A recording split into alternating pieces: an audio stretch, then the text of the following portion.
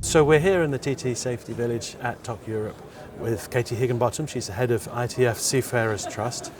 Welcome to TOC Europe. Tell us a little bit about your trust and what it does within the industry.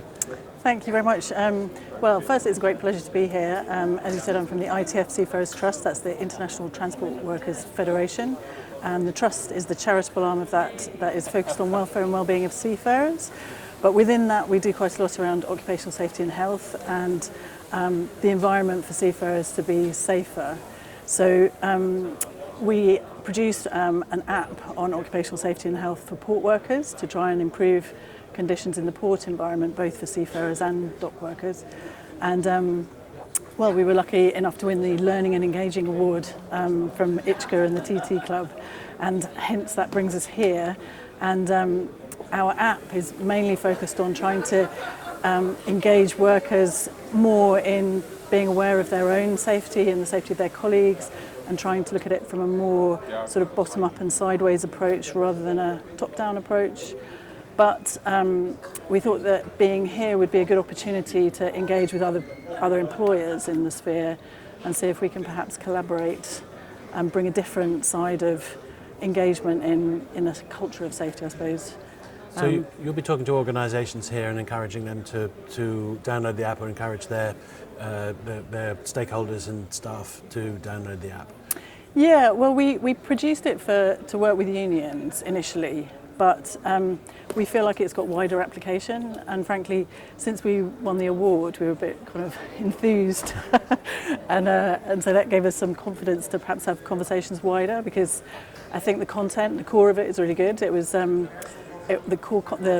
actual content was developed by an ex-VP of occupational safety and health from one of the major global network operators.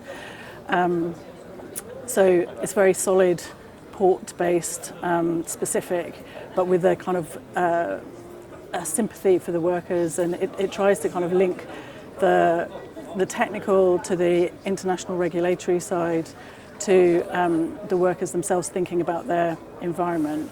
So we think it should potentially complement corporate or company policies and trainings on occupational safety and health.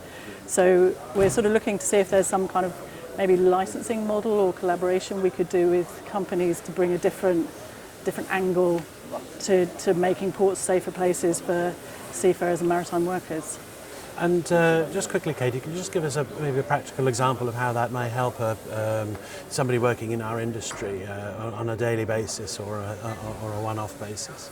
So the training, which is available online at oshports.org, freely accessible. We developed it for the Arab world and Latin America and the Caribbean, so it's in Arabic and English, and then Spanish, Portuguese and English.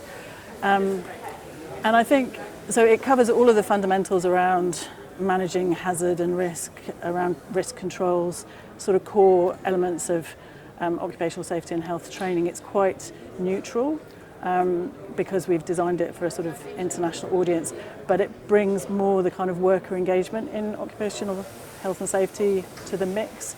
So I think, I mean, I'm an outsider, I must say, to this world and this environment. So we're really here to test the water and see if there's interest.